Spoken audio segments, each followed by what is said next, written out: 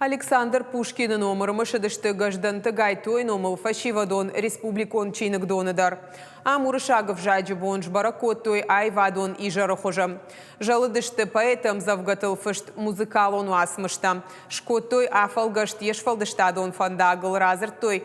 Кандора шиена фала аппадуния литература яндар сақаждык бынтану уақта уйтыхай.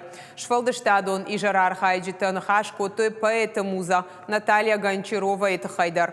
Баракбоны кадан чиныгдоны байгом литературон равдышты экспозиция Александр Пушкин этыхайфышт уасмыштышты яхишфалдыштад. Отмечать день рождения Пушкина ежегодно – это у нас давнишняя традиция. Практически не было ни одного года, чтобы мы не отметили этот день. И наша сегодняшняя встреча, конечно же, посвящена Пушкину.